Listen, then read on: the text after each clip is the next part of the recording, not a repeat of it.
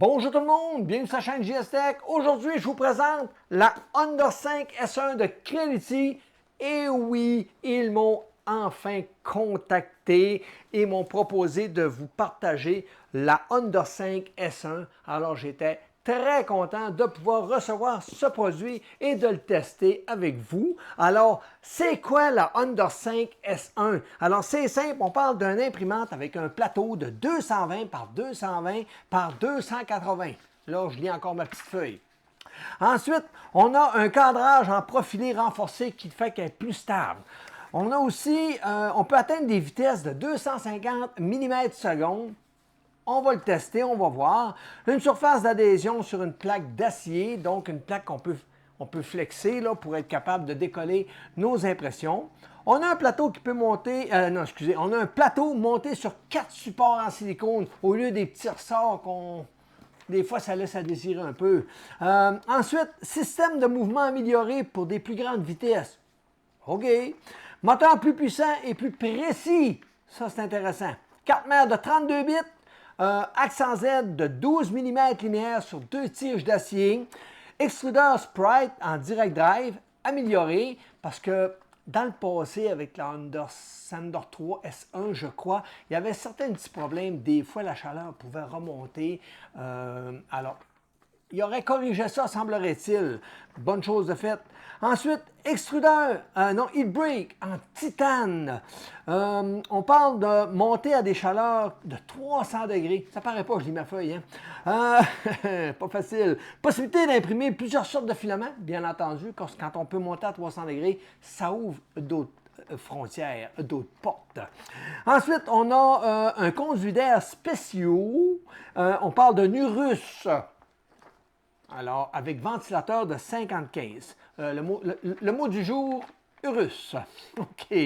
Étalonnage du lit, plus rapide avec un CR Touch, un écran tactile de 4,3 pouces. Puis là, vous allez m'expliquer quelque chose. En France, à toutes les fois que je dis des pouces, là, je me fais chicaner. Ils ont pas le pas en pouces en France, on parle en centimètres, en millimètres, papa.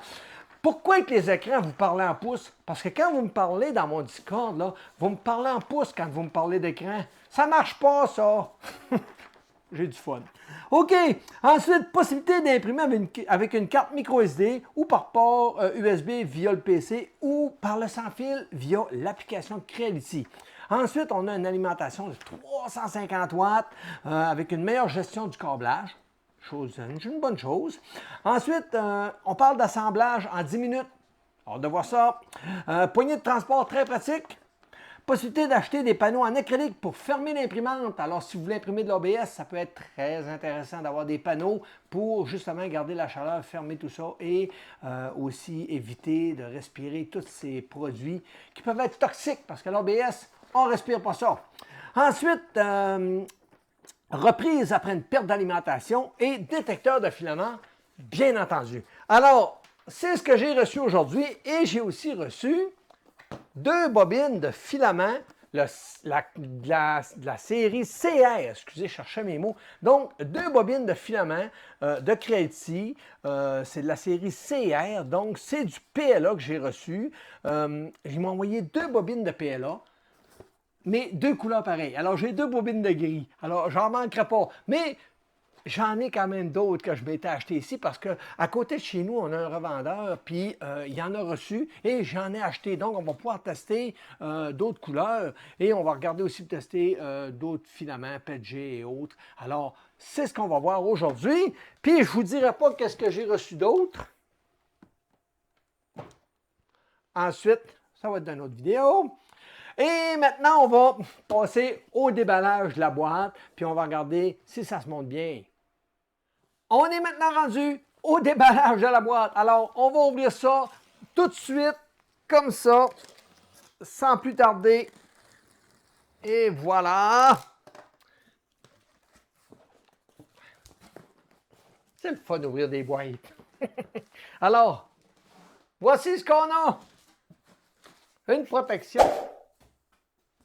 Faut que je prenne garde quand je tire mes affaires. J'ai brisé quelque chose l'autre fois.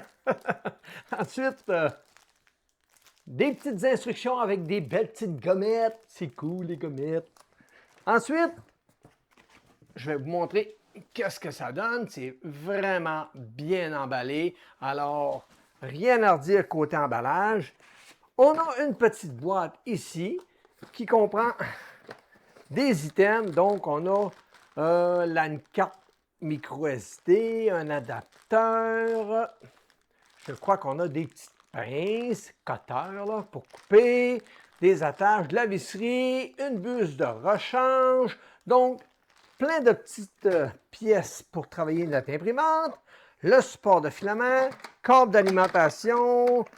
On a un tube de PTFE. Et ensuite, une spatule que je ne crois pas me servir parce qu'elle est vraiment... Elle est aiguisée un petit peu par contre. Je ne peux pas chialer, elle est aiguisée. Ensuite, on a ici une tige. Puis je ne sais pas si c'est pour déboucher la buse. On va vérifier ça. Donc, on met ça de côté. Ensuite, on a notre axe en Z pour faire monter le plateau qu'on va mettre de côté ici. Ça me semble être des renforts pour mettre dans les coins. On a des supports de plateau. Comme ça. Qu'est-ce qu'on a d'autre? Ah, on a encore ça ici. Le support de filament. Ici, on a un petit bloc. Deux petites attaches que je ne sais pas encore à quoi ils servent. On va vérifier ça dans le montage. Donc, il n'y a plus rien dans ça. OK. Ah! La suite. Donc, petite bobine de filament Creality. Une de plus. Ensuite, un petit faune. Donc, ici, j'ai la tête du haut qui est toute assemblée. Vraiment intéressant. Je vais la mettre par terre. Hop là, comme ça. Maintenant, j'ai ici mon plateau. Un beau petit plateau, vraiment bien conçu. Génial. Avec un système de raccord. On va mettre ça à côté. Comme ça.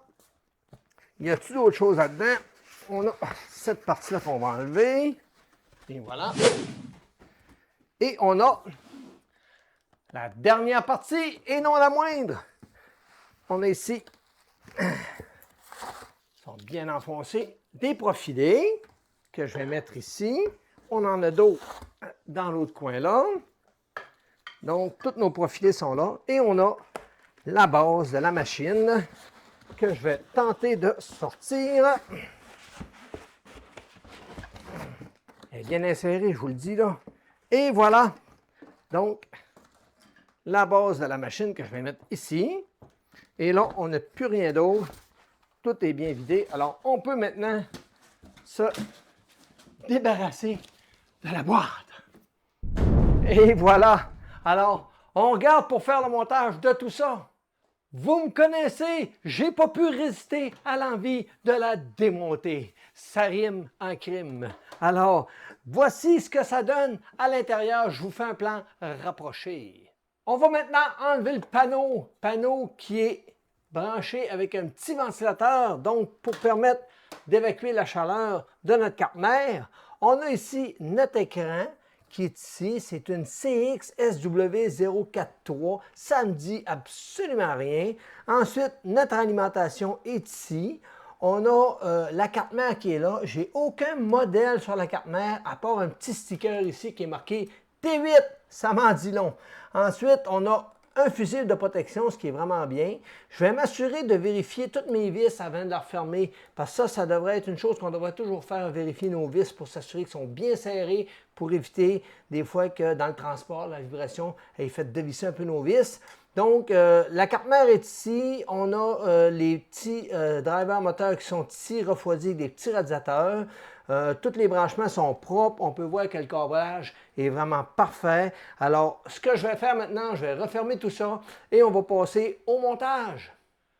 Petite parenthèse avant de terminer. Ici, vous avez l'interrupteur de l'alimentation pour le 110 ou le 230. Alors, assurez-vous avant de mettre en marche votre imprimante que vous êtes sur le bon secteur. Je suis maintenant rendu à l'étape de monter l'imprimante. Alors, le livre est vraiment bien conçu, très épais. Il est traduit en 9 langues. 1, 2, 3, 4, 5, 6, 7, 8, 9 langues. Puis si vous le tournez en envers, bien, il est encore traduit en 9 langues, mais en envers. Alors, pour ma part, je vais le mettre de ce sens-là, ça va être plus facile. Et je vais maintenant passer au montage, mais en accéléré, pour pas que la vidéo soit trop longue.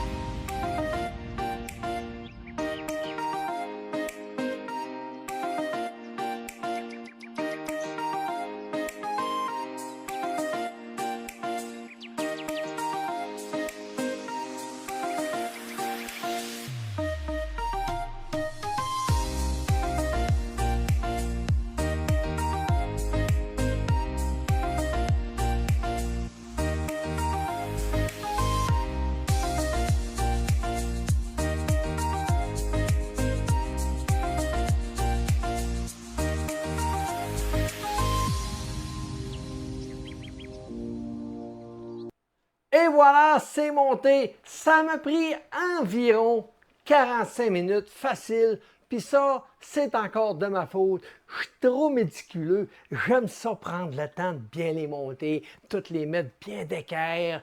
Je suis comme ça. J'aime ça de même. Puis j'ai apprécié mon moment de montage. C'est vraiment un plaisir de la monter. Il y a juste les petits sacs qui sont fournis avec des vis. Toutes les vis sont bien comptées, tout est là. Mais ça aurait été le fun qui marque genre étape 1, étape 2, étape 3. Ça aurait été plus facile de se démêler. Mais je vous dirais que M8 par 25, M8 par 20, quand même assez facile là. Fait qu'on ne peut pas trop se tromper dans l'ensemble. Ça se monte tout seul. La tête arrive toute assemblée. On n'a même pas besoin d'installer les poignées, rien. Tout est déjà là. Les roues étaient bien ajustées. J'ai vérifié, ils n'étaient pas trop serrés. Tous mes axes fonctionnent bien. J'ai rien eu à ajuster. Tout est sorti parfait. J'ai installé mon PTFE, passé mon câblage. Rien à redire. Maintenant, tout ce qu'il me reste à faire, c'est de la mettre en marche. Pour ceux qui aimeraient voir à l'intérieur, je vous ai enlevé les deux petites vis. Ça prend quelques secondes à enlever et on a accès à tout notre système. Donc, on a ici notre petite manette pour pouvoir désenclencher le filament, pour pouvoir bien rentrer le filament ou le sortir. On a ensuite ici le petit PTFE que je vous parlais, qui fait office de coupe-chaleur pour éviter que la chaleur puisse remonter à notre système ici. Ensuite, tout est bien passé, les câbles sont propres, ventilateur, et on a en arrière ici notre système de ventilateur 50-15 radial avec le diffuseur ici qui est en plastique moulé, donc c'est bien. Tous les câbles, voyez-vous, sont bien attachés avec de la colle chaude, avec des petites attaches, tout est propre. Ensuite, si on regarde ici, je vais essayer de ne pas trop bouger, et voilà. Donc, on a le CR Touch et notre bus qui est ici, avec nos petits câbles ici. Donc, c'est très propre comme montage. On a le PTFE ici avec le câble, qui fait que peu importe si ça bouge, ça ne dérangera pas du tout.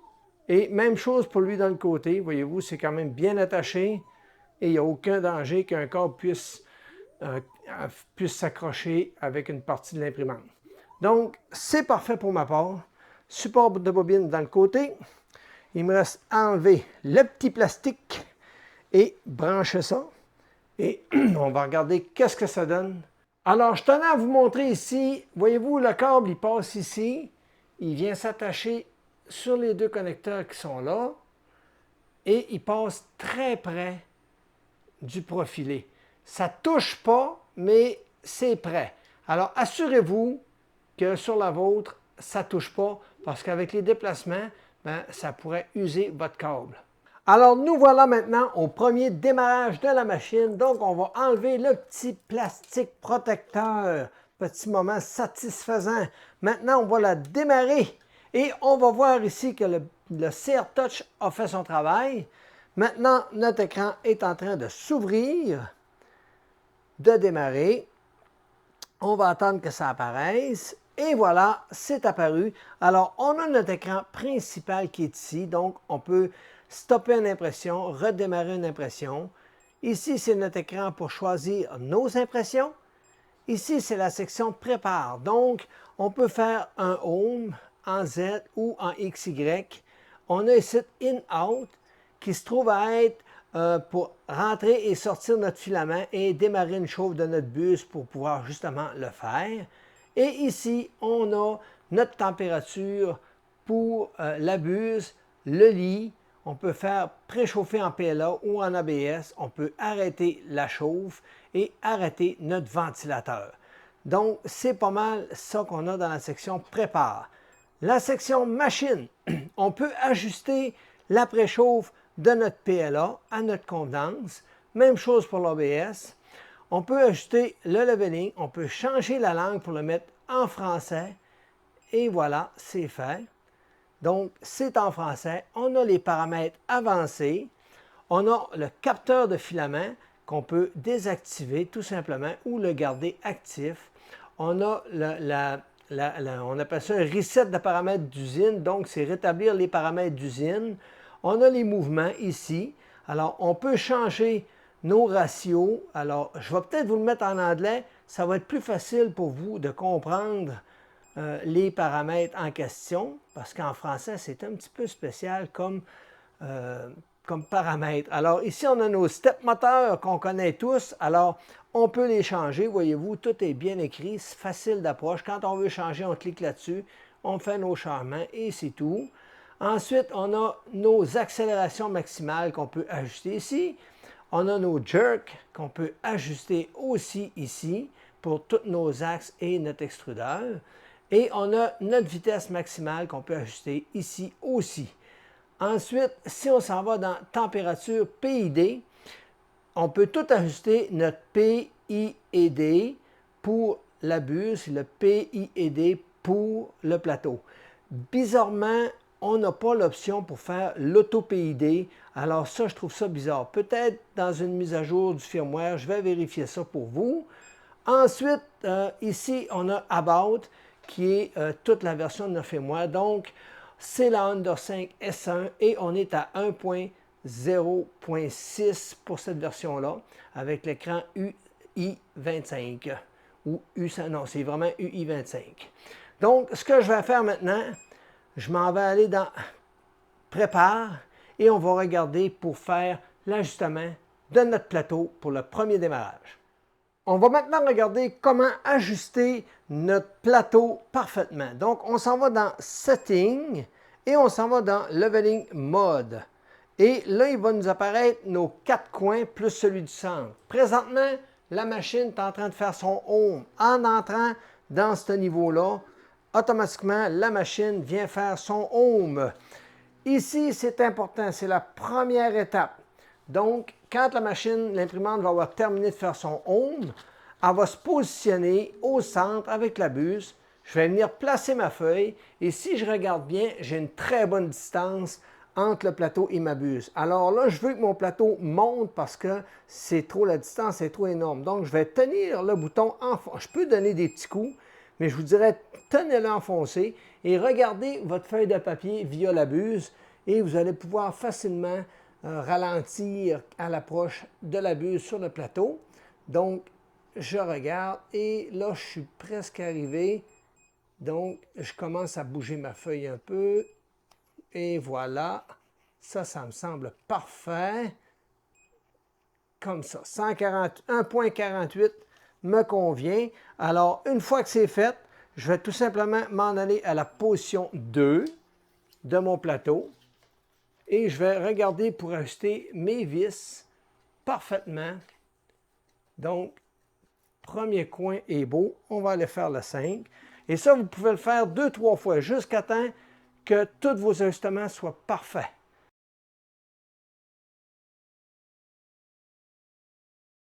Et voilà, ça c'est parfait. Donc, Ça, c'est la méthode pour acheter notre plateau sur les 4 coins. Maintenant, on va aller dans Auto Level et on va faire un start pour l'ajustement de l'auto-leveling du plateau. Fait que je vais vous mettre ça en accéléré pour le leveling, pour ne pas trop perdre de temps sur cette partie-là.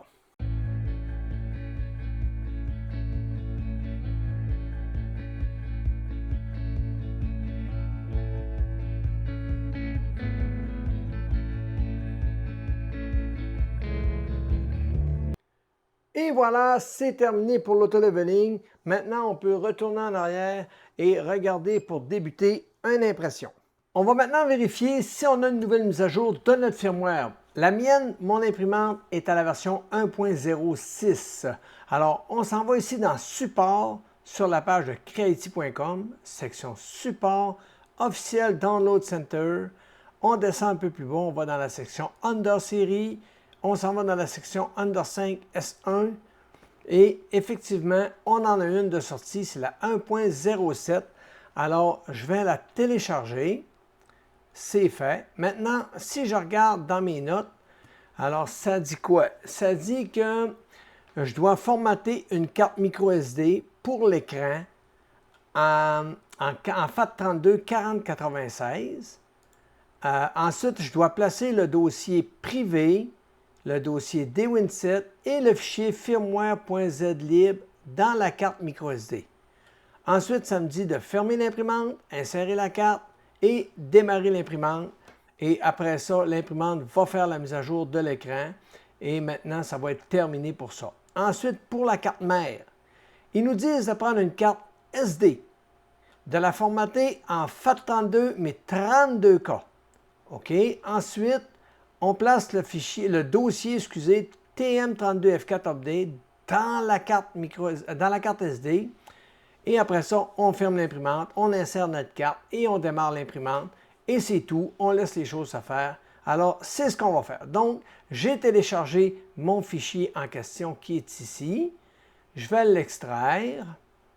Et voilà. Je vais maintenant placer mon lecteur de carte microSD dans mon ordinateur. Et je vais commencer par mon écran. Alors, pour l'écran, on nous demande de prendre celui-ci, celui-ci et celui-ci. Je vais faire bouton droit, copier. Et je vais ouvrir mon lecteur USB, ouvrir dans un nouvel onglet. Et je vais faire bouton droit, coller. Donc, pour ma carte microSD, c'est ça que je dois faire pour mon écran, tout simplement. C'est comme ça qu'on doit le placer. Alors, si je regarde dans mes dossiers, les fichiers sont là. Même chose pour privé, tout est là. Donc, je vais maintenant sortir ma carte. On ferme ça, j'enlève ma carte. Et je vais maintenant insérer ma carte SD.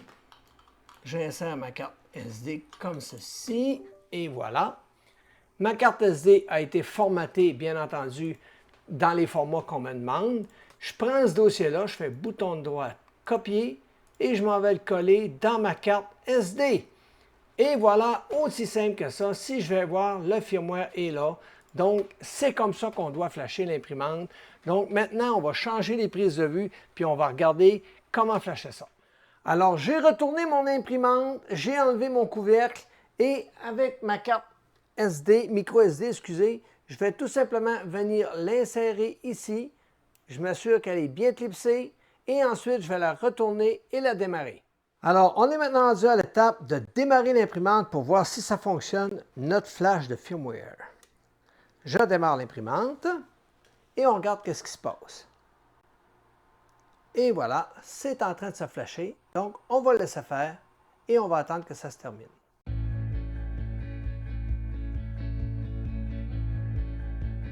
Et voilà, c'est maintenant terminé. On le voit en haut, c'est marqué que le SD4 Process a terminé. Alors, on peut maintenant passer à l'étape de la carte mère.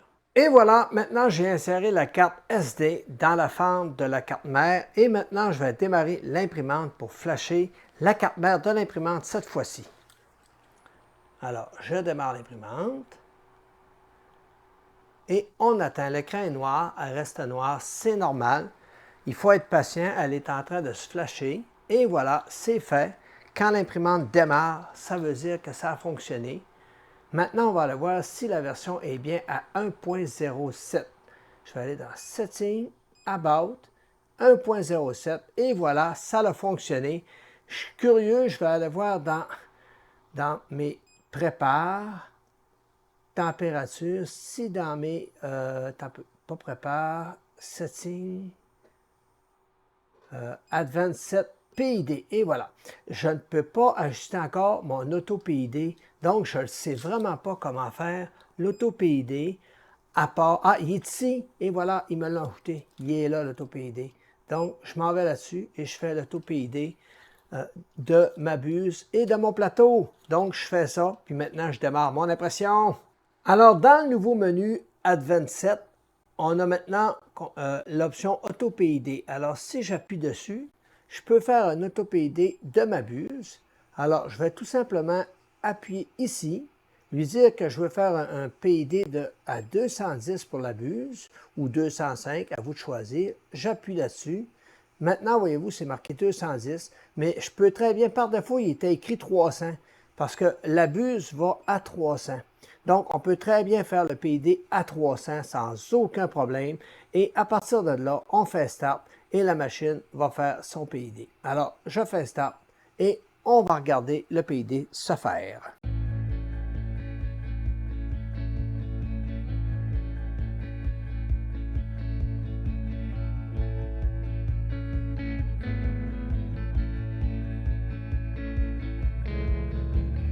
Et voilà, c'est maintenant terminé. Je peux maintenant reculer et faire le PID de mon plateau. Alors, il est à 110. C'est la chaleur qu'il peut atteindre sans problème. Alors, je peux très bien démarrer le PID à 110 pour le plateau. Sinon, je rentre ma valeur ici, j'approuve et automatiquement, la valeur va s'afficher ici et ça va être le PID de mon plateau. Alors, je vais le faire pour cette valeur-là pour mon imprimante. Et après ça, je vais tout refaire la calibration de ma machine au complet parce qu'en changeant le firmware, on se doit de recalibrer notre machine. Donc, je termine tout ça et je vous reviens. On est maintenant rendu à l'étape de démarrer une impression. Alors, je vais aller dans la section Print.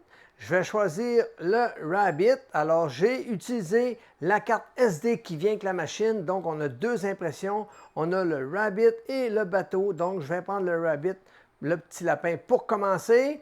Et tout ce qu'il me reste à faire, c'est appuyer sur Play pour démarrer l'impression. Mais avant, je vais charger mon filament et je vais tout vous montrer ça en time-lapse.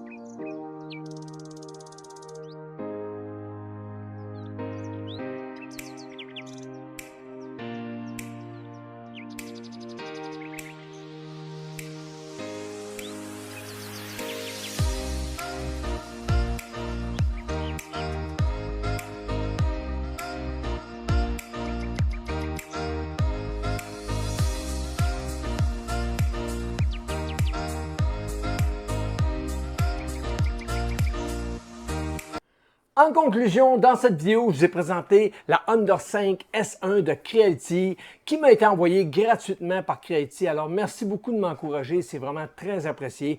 Et maintenant, est-ce que j'ai aimé la machine? Alors, c'est oui, la machine est vraiment plaisante à travailler. Les premières couches ça manque jamais. J'ai jamais eu une première couche qui n'a pas bien adhéré. Le leveling, tout ça, ça s'est bien passé. C'est vraiment une machine qui est facile à prendre en main. Par contre, quand j'ai fait mon premier démarrage, normalement, on est supposé faire les 4 coins. Après ça, on fait le Z-offset. Ensuite, on fait le leveling. Pour elle, j'ai dû faire le Z-offset en premier parce que quand j'ai fait mes 4 coins en premier, ma buse était trop haute sur mon plateau.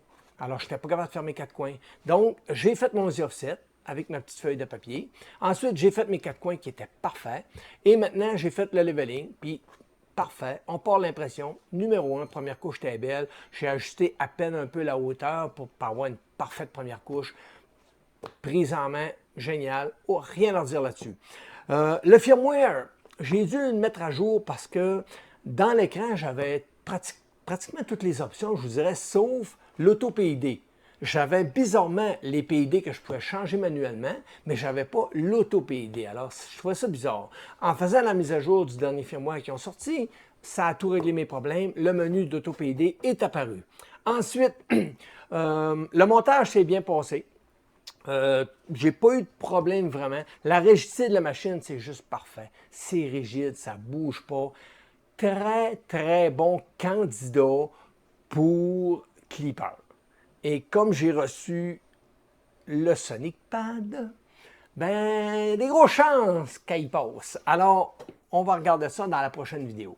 Maintenant, les moteurs. Les petits moteurs sont vraiment puissants. Ils sont plus petits que certaines imprimantes que j'ai, mais ils sont très puissants, et ils sont quand même très précis. C'est ce qu'ils disent d'ailleurs dans la description. Puis, j'ai pas de misère à le croire du tout, du tout.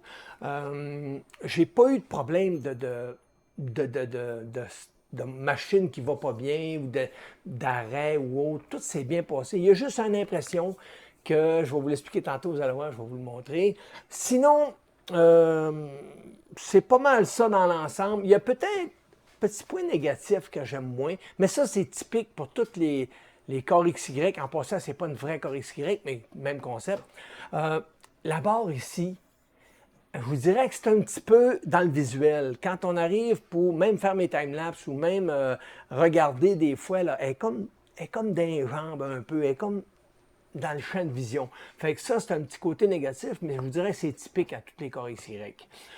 Sinon, les poignées, génial. Ça, c'est parfait. Quand tu pars avec, il y a une poignée de chaque côté, tu t'en vas avec, c'est un plaisir de partir avec. Le système de plateau, ils ont mis des renforts sur le plateau. J'avais une crainte pour le bout du plateau pour qu'il soit un petit peu vibreux, excusez. C'était non, parfait, ça ne vibre pas, c'est bien. Par contre, les pièces qui sont hautes, lorsque vous imprimez vite, là, on voit du ghosting. C'est pas très beau. Mais rien qui n'est pas corrigeable avec Clipper. Parce qu'avec Clipper, on a l'ADXL. Donc, c'est pas mal ça qui fait le tour de la machine. J'ai imprimé du TPU, j'ai imprimé du PLA et du PG. Ça s'est bien passé, j'ai eu aucun manque, nulle part. Par contre, j'ai essayé beaucoup de slicers. J'ai dit qu'on va tester les profils par défaut des slicers. On ne modifie rien. On installe le slicer, on prend le profil de la machine, puis bingo, on imprime. Cura n'avait pas le profil d'Under 5 S1. Donc, j'ai pris un profil d'Under 5 standard. Les résultats étaient corrects, mais ce n'était pas à mon goût. Ensuite, j'ai pris Prusa. Prusa avait le profil, ça a bien été. Ensuite, j'ai pris Orca Slicer. Orca Slicer, ça s'est vraiment bien passé. Ça manque un peu d'amour, mais ça s'est bien passé. Et Simplify. Simplify, c'est pas parfait. C'est vrai. Puis j'ai la dernière version en plus. C'est pas parfait. Mais ça travaille, mais c'est pas parfait. Ensuite, je vais vous montrer les impressions que j'ai faites. Comme ça, vous allez pouvoir en juger. Donc, j'ai imprimé le Benchy et le petit lapin qui est fourni dans la carte microSD quand on la jette, quand on la reçoit. Et forcé de vous dire que le Benchy et le petit lapin est vraiment bien imprimé. Alors, je vous montre ça tout de suite. Alors, pour le Benchy, par défaut, sans rien ajuster, sans rien toucher, alors ça donnait ça. La qualité des couches est belle. Tout est bien. Le dessus, le fond ici, le plancher, le dessous, ça s'est bien passé. Alors, pour le Benchy, par défaut, merveilleux. Ça a très bien sorti. Pour le petit lapin, on regarde ça tout de suite. Le petit lapin, tout est beau. Ça a bien sorti. La qualité des couches est belle. Il y a ici que j'ai eu un petit peu de warping. Et ici là, dans le coin là, en dessous du nez, ouais, en dessous du museau, là, j'ai eu un petit peu de warping. Donc, mais dans l'ensemble, ça a bien été. Force de dire que c'était parfait. Maintenant, je me suis amusé à faire d'autres Benchy. Donc, j'ai Prusa, j'ai Orca et j'ai Simplified. Donc, je vais commencer par Prusa. Alors, pour Prusa, on voit une petite démarcation ici qui n'est pas très jolie, mais dans l'ensemble, ce n'est pas choquant. OK, on voit ensuite le dessus, qui est quand même propre, le bout et le dessous. Le petit P, c'est moi qui ai mis ça, c'est pour Prusa. P pour Prusa. Alors, c'est correct, ça pourrait être mieux. Ensuite, j'ai fait Orca. Voici pour Orca. Même petit problème de ligne ici. Alors, on voit que c'est vraiment le sizer qui fait la différence. Parce que celui par défaut était vraiment bien. Alors, tout est quand même propre. Je ne peux pas me plaindre. Ça pourrait être mieux. J'ai un petit peu de cheveux d'ange dans lui, je ne vous le cacherai pas. Ensuite, Simplify. Toujours profil par défaut. Alors, Simplify, c'est quand même bien, mais c'est pas top encore. Les couches sont belles,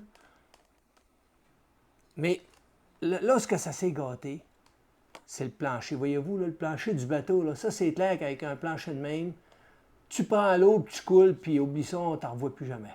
Alors, pour profil Simplify, c'est pas top. Ça manque d'amour. Maintenant, j'ai dit, on va aller plus loin avec Simplify. Donc, j'ai réajusté un petit peu les paramètres, imprimé ça à 150 de vitesse. Je voulais voir si ça y allait. Ça y va. Elle imprime à 150. Mais avec la carte d'origine, le firmware d'origine puis tout, puis les profils qu'on a dans nos sizers, c'est peut-être pas idéal. Je vous dirais qu'avec cette imprimante-là, si vous êtes avec le système par défaut, peut-être plus viser des vitesses de 60, 80, 100, 120, pas tellement plus. Là. Puis dépendamment toujours de la pièce. Là. Okay? S'il y a des pièces qui ont des formes plus complexes, qui demandent plus d'arrêt de départ rapide, peut-être baisser un peu vos vitesses, ça pourrait être mieux. Donc, c'est un épée laser de Jedi. Alors, normalement, quand je fais ça, elle devrait sortir ici, puis je devrais être capable de faire des vou-vou-vou. Mais non, ça ne sort pas. Les couches ne sont pas collées entre eux autres. Tout est parfait. Je vois que je peux les bouger. Mais dans le fond, lorsque ça se ferme, mon pontage, après moi, n'était pas parfait dans Simplifier et ça l'a marié ensemble. Donc, impossible pour moi de le faire sortir. Donc, je vous montre ça à l'instant. Alors, voici l'épée de samouraï. Donc, on voit des erreurs ici, là, dans les joints ici, là, dans les angles qu'on a ici. C'est pas parfait, mais c'est quand même pas si pire comme impression, mais c'est pas top, là. OK? Ici, on voit, parce que ça, c'était la hauteur de la pièce, pas rendu en haut, la pièce bougeait un petit peu. Donc, j'avais un petit peu de ghosting, là. On voit le ghosting quand même, c'est pas très joli, là, mais c'est quand même pas choquant. Et ici, ben, on voit que ça bouge, là, je ne peux pas tellement vous le montrer, mais ça bouge, là. Mais c'est pas les parois qui sont collées, c'est vraiment dans le fond que c'est collé. Alors, je n'ai pas été capable de le décoller. Donc, pour le système qui sort automatique, ça ne fonctionne pas. N'essayez pas ça à la maison, ça ne marche pas. Mais oui, ça marcherait si vous auriez un bon profil bien calibré. Je suis persuadé que cette impression-là fonctionne sans problème. Ensuite, j'ai changé de filament. Ça, c'était en PLA en passant avec la bobine que Creative m'ont fournie. J'ai changé de filament, et j'ai pris du TPU, pas TPU, PETG. N'importe quoi. Donc, j'ai imprimé 2 vases. Et le premier, je l'ai fait avec Orca Slicer et 150 de vitesse. Bizarrement, l'imprimante arrêtait à chaque moitié de contour. Donc, elle faisait une moitié de contour, elle ralentissait, elle arrêtait, presque arrêtée, et elle repartait en vitesse. Je ne comprenais pas trop pourquoi. Je pense que c'était ma carte SD qui ne réussissait pas à lire, que la machine, la carte n'était pas capable, la carte mère ne pouvait pas accepter autant de données. Je ne sais pas trop. Je ne sais pas si c'est la carte mère ou la carte SD. Ce que j'ai fait, dans le fond, je l'ai refait en baissant un petit peu mes vitesses. Donc, 250, je suis allé à, je pense que c'est 80 que j'étais pour lui. Puis ça s'est super bien passé. Alors, je vous montre ça. Vous allez voir la problématique que j'ai vécue. Alors, on voit ici quand même que la qualité est belle. Donc, le filament PETG, c'est bien imprimé. L'intérieur est beau. Mais on voit, voyez-vous, là, le petit cordage ici, là, qui tout le tour, ça, c'est les arrêts. À chaque fois qu'elle arrêtait, ben, la machine montait un petit peu plus. Fait que ça a comme créé un genre de filet qui monte jusqu'en haut en tournant. Alors, donc, c'était vraiment l'arrêt. Si la machine n'aurait pas arrêté, cette impression-là aurait été juste parfaite. Donc, j'en ai fait un autre, comme je vous dis, avec le même filament. Et voyez ce que ça a donné. Alors là, ça a vraiment bien sorti. La couche du fond est belle. Le contour est bien. Donc, la machine fait vraiment du beau travail. C'est vraiment, tout est dans le slicer pour cette machine-là. C'est vraiment réel. Ensuite, je me suis amusé à faire un entonnoir en PLA, que j'avais une vieille bobine de PLA qui traînait. Et quand je vais y mettre cette vieille bobine-là, qui a pris l'humidité, puis qui a tous les défauts du monde, puis forcé de voir que ça a quand même bien sorti. Ça s'en est bien tiré. Alors, je vous montre ça.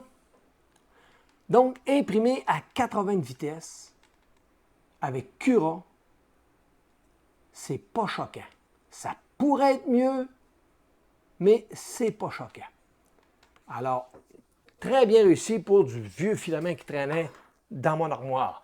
Ensuite, je me suis amusé encore avec du PETG. J'ai fait un petit outil pour dévisser des vis avec la petite swivel au bout qu'on est capable de tourner. Là. Je vais vous montrer ça, vous allez voir. Et voilà. Donc, mon profil, encore une fois, n'était pas parfait. Ma petite vis ici, comme on peut voir, j'ai pas une belle finition. C'est tous les points d'arrêt ici, là, c'était pas beau. C'est mes rétractions qui ne sont pas parfaites. Un petit peu de warping ici. Mais dans l'ensemble, c'est bien. Puis ça ici, ben, quand je l'ai décollé du plateau, ça tournait. Alors, puis je ne peux pas l'enlever. Il est vraiment prisonnier là.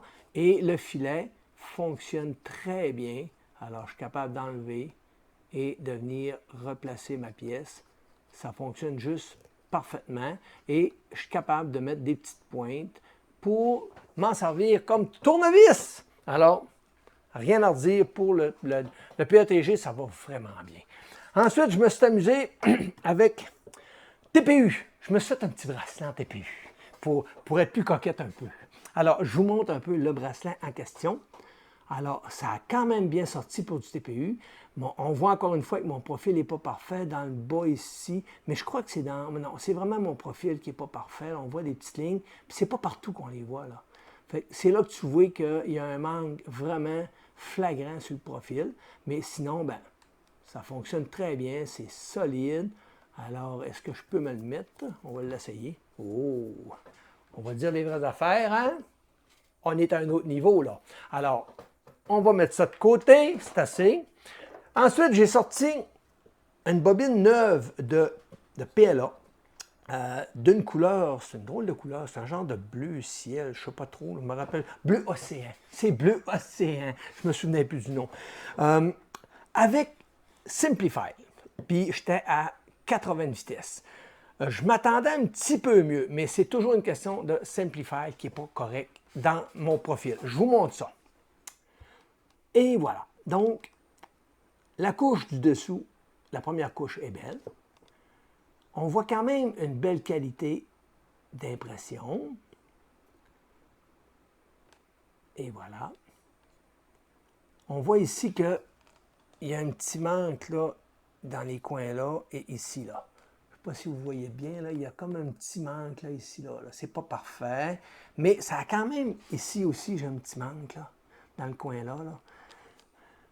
C'est quand même bien. Le dessus est beau. Alors, c'était vraiment des tests que je faisais avec Simplify. Je voulais vérifier si ce slicer-là est encore de bonne qualité, mais je vous dirais qu'avec les dernières versions qu'ils ont faites, ça manque cruellement d'amour et je pense que je lui donnerai plus d'amour. Ensuite, je me suis amusé à faire des fidgets. Alors, j'ai fait un fidget avec Orca Slicer.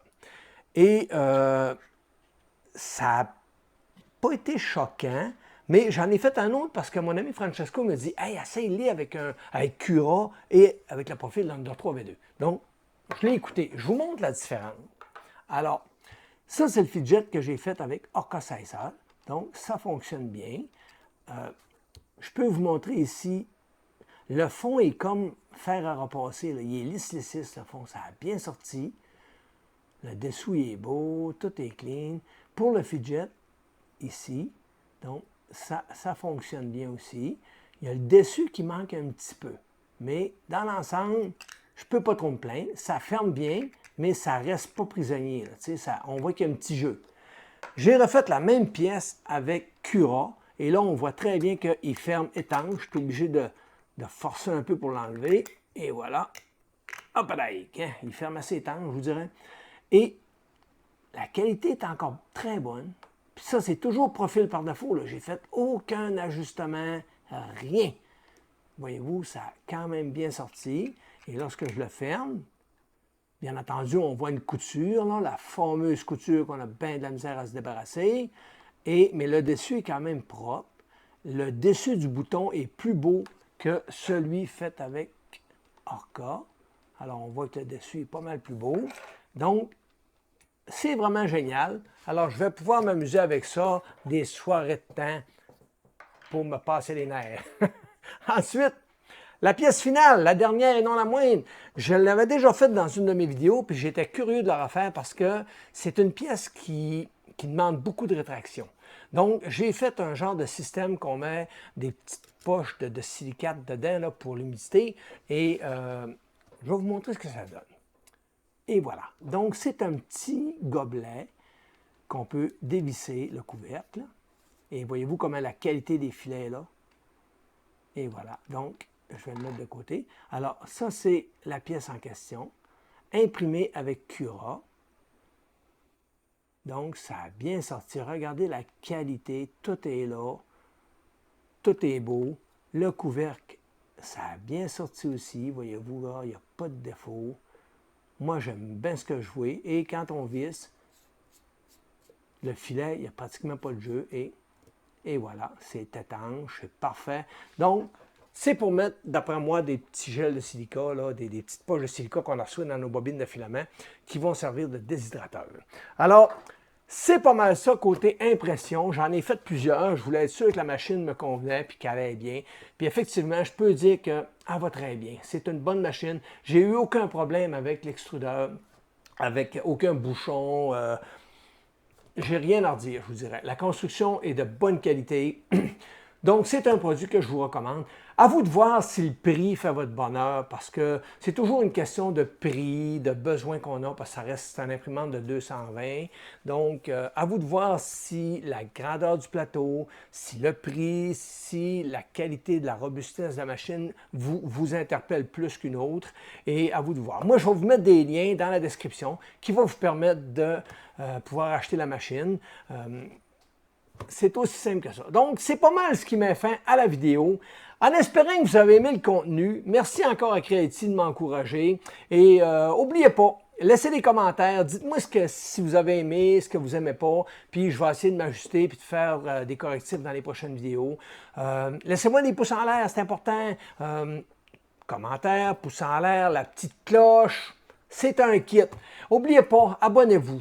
Ça, c'est très important. Abonnez-vous à la chaîne pour permettre à la chaîne de grandir. Bientôt, je vais avoir du contenu intéressant. Alors, n'oubliez pas de suivre la chaîne, c'est très important. Merci tout le monde. À la prochaine. Bye bye.